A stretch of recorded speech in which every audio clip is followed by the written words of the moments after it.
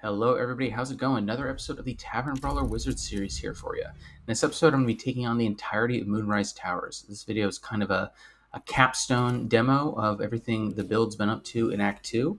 I'm going to be trying to aggro the entirety of Moonrise Towers. This is before I've dealt with the Night Song, so I don't have to aggro them yet, but I want to. And I'm going to be using all the different pieces that you see me use in Act 2. Black Tentacles with the Gloves of Battlemage's power, the momentum stacking buff. I've already got the momentum, as you can see there. And then basically I'm going to try to just solo the entirety of Moonrise with the strategies you've seen me using so far. I chugged the Cloud Giant Elixir there because there's some enemies in Moonrise that have 200-pound weight. So most medium enemies, you only need 20 strength to carry them if they're 150 pounds. But if they're heavier than that, you'll need more. So the easiest way to do it here is just Cloud Giant Elixir. In case you didn't see my previous video, I'm casting Fog Cloud here from the Hammergrim Mist Amulet, which allows me to cast Fog Cloud without concentration. Great combo with the Black Tentacles that I like using because when an enemy is blinded and immobilized, they basically can't do anything. I had actually meant to make Shovel invisible for this combat so she could activate this speed potion for me outside of combat, but luckily for me, she rolled well on initiative. Survival is all that matters. So my overall strategy here is to use improvised melee weapon to carry people into the tentacles without spending action economy. I do start on this first one by throwing them in, just to start building up my acuity. But once my acuity gets high enough with the Gloves of Battlemage's power, then I don't really need to do that anymore. And it's much more efficient to carry them in with improvised melee weapon. As you'll see, when you have enough movement speed and immunity to Black Tentacles, it's actually just ridiculous how efficient it is. You don't have to spend any action economy to carry them into the tentacles, so long as you cancel it before you get in there. And it means I could just like pile them in it and still have my action available for other things. And it is going to get a little bit repetitive, so I have edited out some of the travel time while I'm carrying people and some of the time I spend futzing around with the improvised weapon pathing.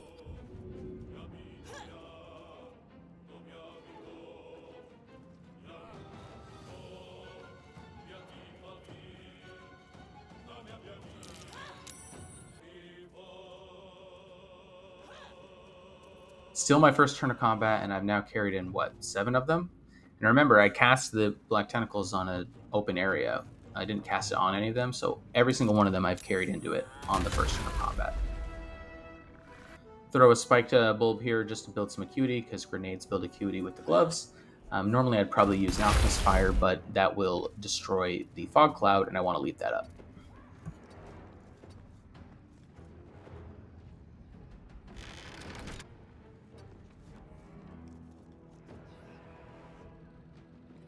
And even after all that, everything I did in that turn, I still have enough movement to run over here out of harm's way. So as enemies get pulled in by the scrying eyes, I'm not at risk of like getting swarmed by them before I have the chance to put them where I want them to be.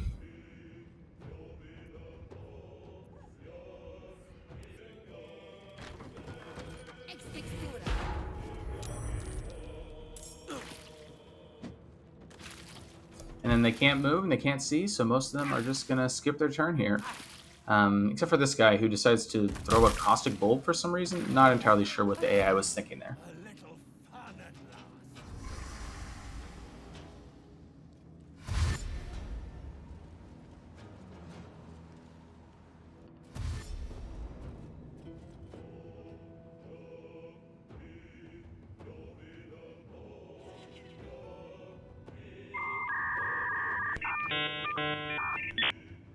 I don't know if it's the size of this combat or the way I'm going at it, but for some reason, the AI starts freaking out in a few moments in this fight. It's very funny.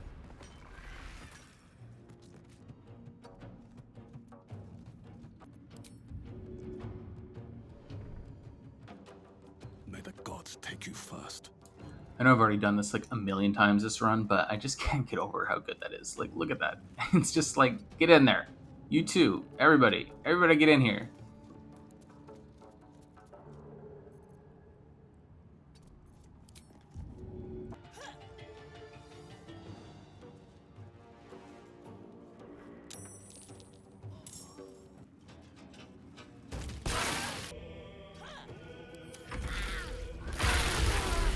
Pull the weak, satisfying with the strategy as always. Over time, they just slowly start to explode and hit each other as they do it because they're all grouped up really tightly.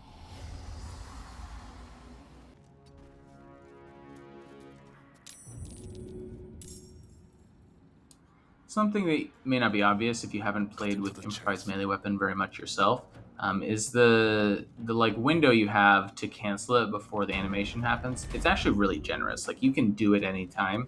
I tend to play it a little closer than I need to. Like I wait till pretty near the end of the path before canceling it. You could cancel it 3 steps in if you wanted to, but I just get tired of having to click on the ability over and over again.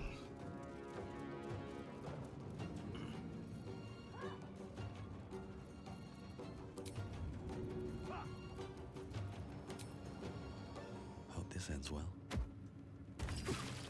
I was hoping to get crushing damage here from these throws, but I guess the spear isn't heavy enough or the distance it's falling isn't far enough. I think on a future run I'd like to do kind of a deep dive and figure out how crushing damage really works. At least on the wiki, there doesn't seem to be anywhere where someone has kind of calculated what the weight and distance relationship is, so maybe I'll do that sometime.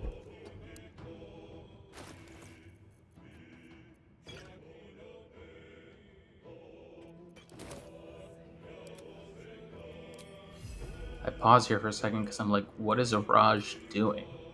Turns out she's stealing my speed potion for some reason.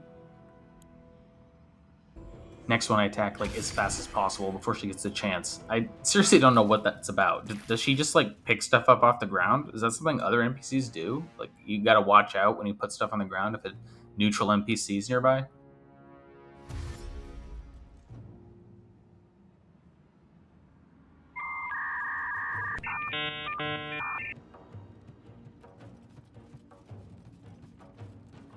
Oh yeah, totally. I'm totally coming with you. I will just give me a minute. I just got to put all your friends inside these writhing black tentacles, and I'll be right up there, and I'll come with you. So by this point, I've got 10 acuity, and I don't think I ever go below 9 for the rest of the fight. Black Tentacles is giving me acuity, so as it deals damage to them, it's triggering my gloves, which is keeping me topped off, which is keeping them trapped in the tentacles. Just totally devastating combo.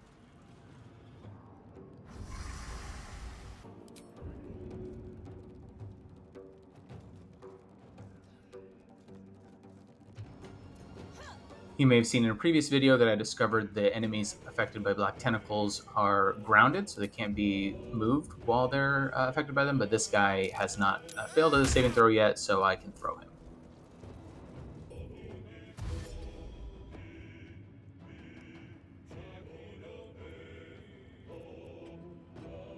Come on, man, join the party. All your friends are getting slowly crushed to death by writhing black tentacles. Some people are into that, so why don't you come join them? It'll be a grand old time.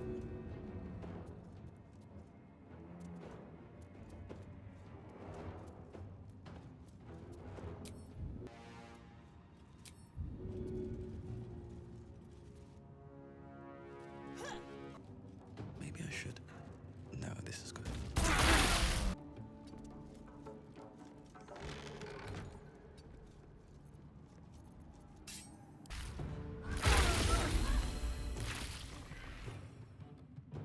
Oh, Zealot Clen, you're just going to stand there. Every single turn, you're just going to stand there and waste my time, aren't you?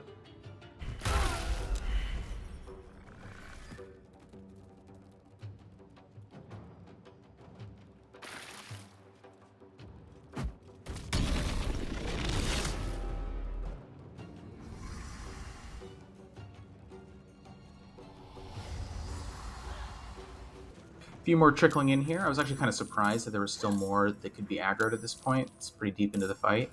If anyone knows, I'm curious. Does the Psychic Scream just like slowly reach a further and further radius? Like further and further people get pulled in, or is it scripted who it pulls in? I realize I don't actually know how that works.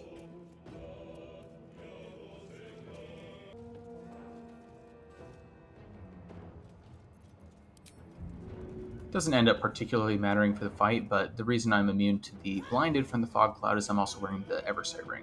So I'm just completely immune to the effects of this whole mess here.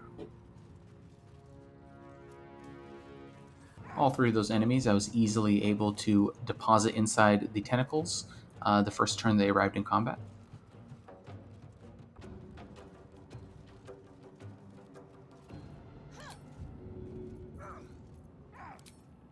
No hesitation.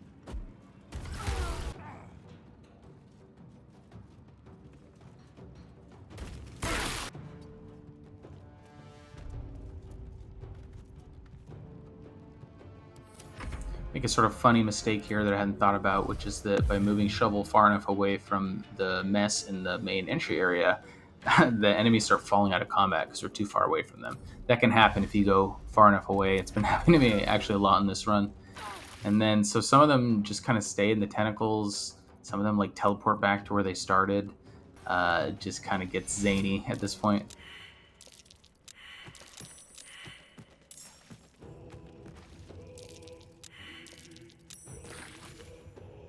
Yeah, I think that one died to the tentacles outside of the turn order.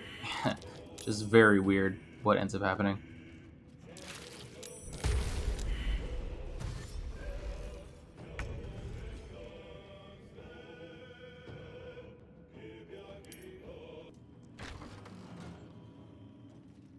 Hey, no, get back here. I want you in this combat. I don't successfully aggro everyone in Moonrise Towers into this fight, but you can't say it wasn't for a lack of trying. They're just, like, desperate to get out of this combat.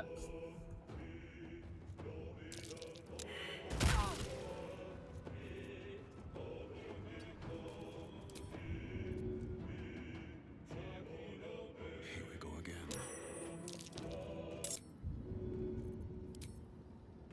So many corpses on the ground here that the prone guys are starting to look like dead guys, aren't they? Skipping around a bit here because the fight's mostly just me cleaning up, although there are some stragglers that I end up having to handle in a different way here in a moment.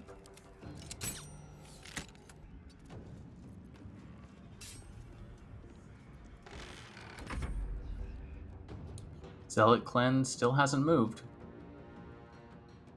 It's the hardest.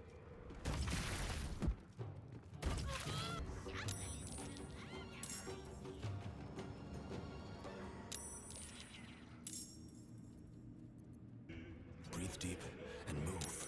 Half of these guys were in the combat earlier and then dropped out and teleported away, so it's annoying that I have to deal with them now, that I no longer have tentacles, but what are you going to do?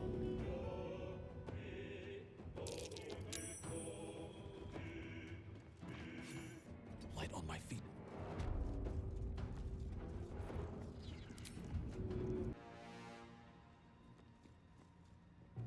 I realize the chasm drop is totally unnecessary when they have like 30-something health.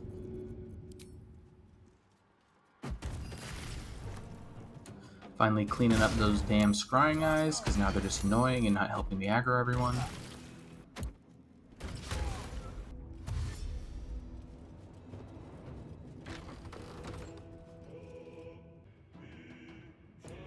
Oh, Zealot Clen, you beautiful dumb bastard. I was hoping to aggro Disciple Zarel into this as well, but fortunately she's strangely unfazed by all of this.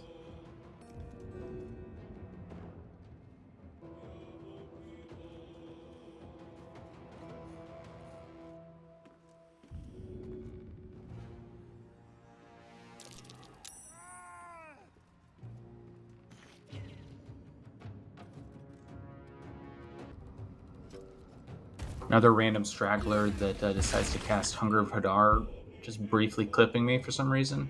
But I'm immune to both the difficult terrain and the blindness, so it's easy for me to run through it and then throw her in instead. Forward.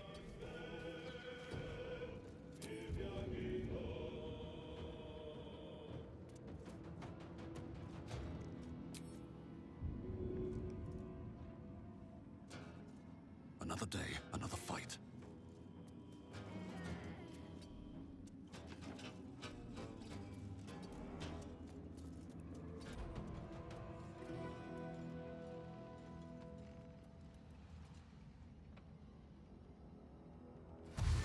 Wait, what's he doing? Holy crap, he's actually moving.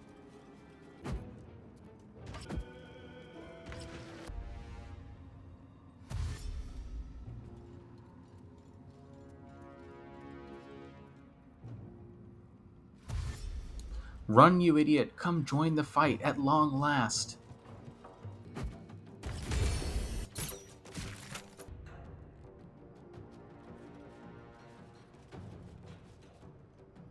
Oh, you fool, you absolute moron. Why? Why is that the place you would choose to stand? One day I'll catch a break.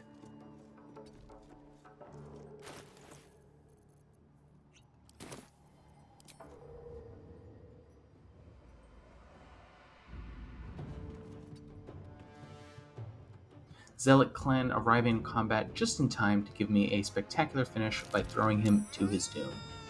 And that is it for this fight, and probably for Act 2. I'm not planning to show Merkel just because it was really not an interesting fight, just slowly whittled him down, didn't do anything interesting at all, kind of counters this build, but next time we'll be going to Act 3, and lots of interesting stuff for Act 3, so I hope to see you then.